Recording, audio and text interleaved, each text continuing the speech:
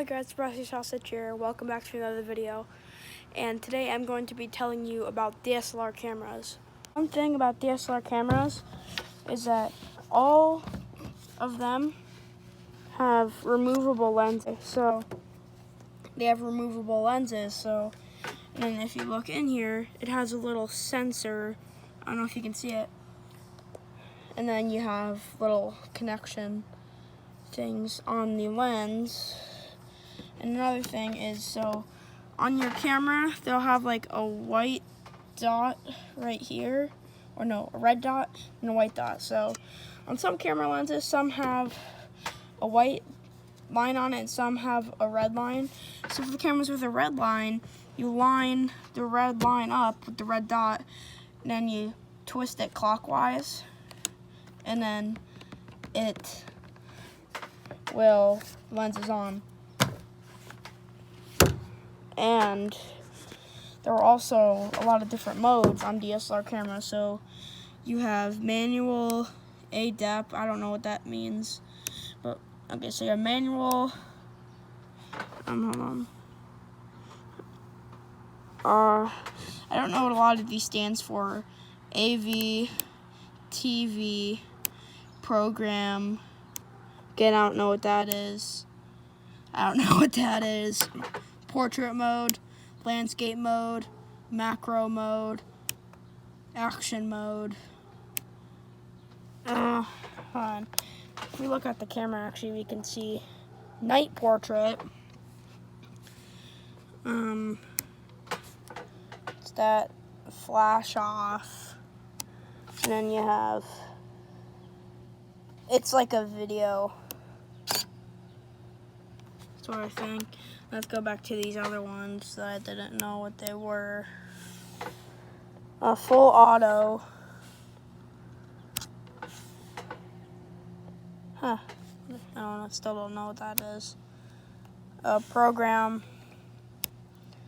So I think this is, you can adjust your shutter speed, which I'll talk to you about in a second. So you can adjust your shutter speed, but it'll adjust everything else.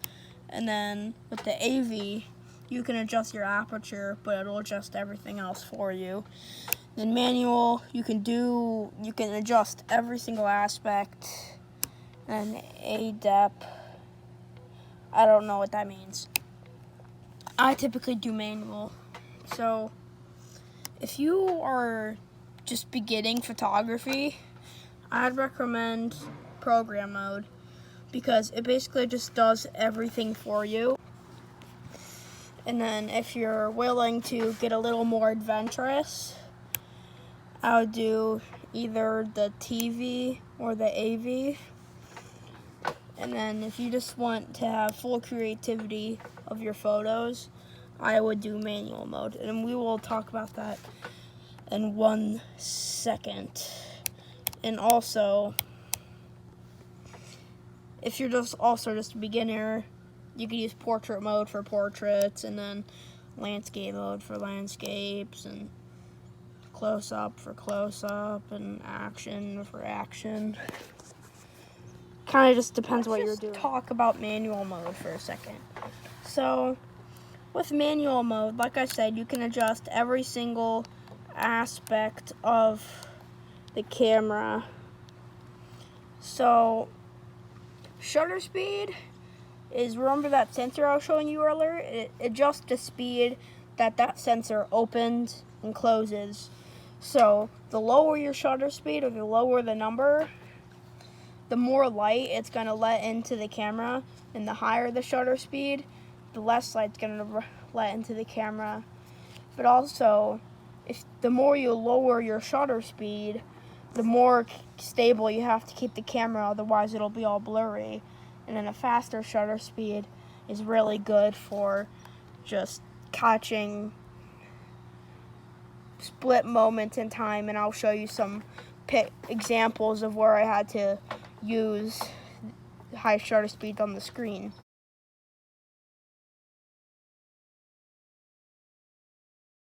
So, and then aperture. So aperture is like there's like a little hole in your lens that can open and close and get bigger. And so the lower the aperture, the more light that gets let into your camera. And the higher the aperture, the less light that gets let into your camera. But also, the thing is that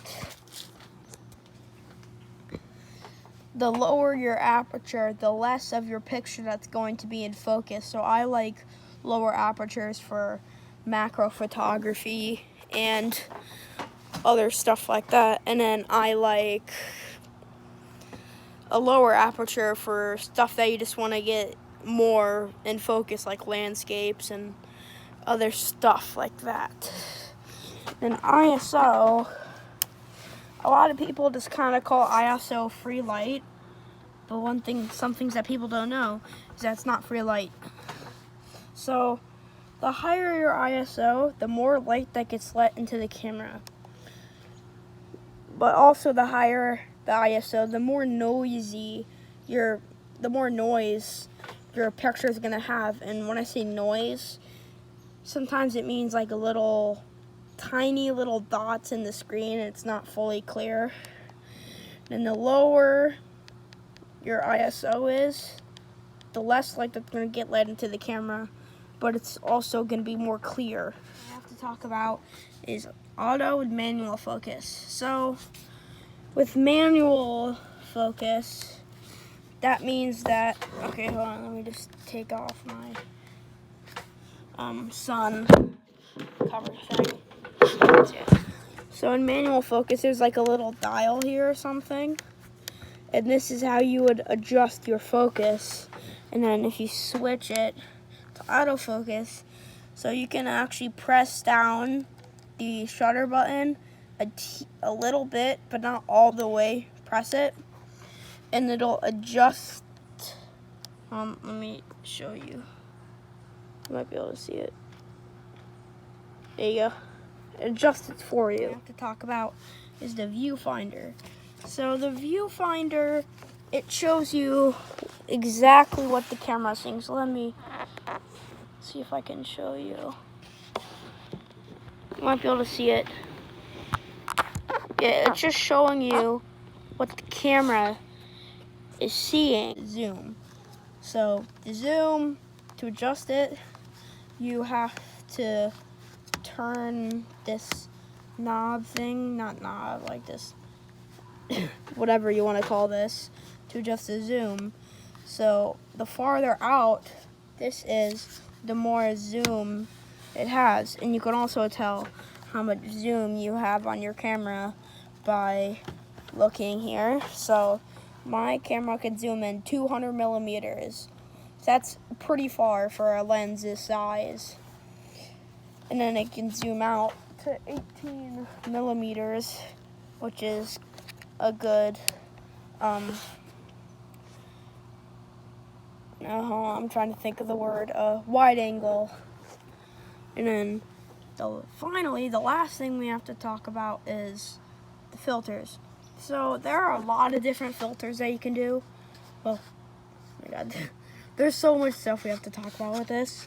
So the filter, I mainly use it just to protect the actual lens, but you also have like magnification filters and ND filters. There's a lot of different filters out there.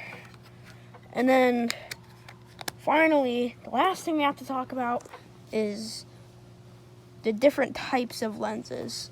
So you have macro lenses, which are micro lenses, so they're good for taking close-up pictures of flowers or anything close-up, insects, stuff like that.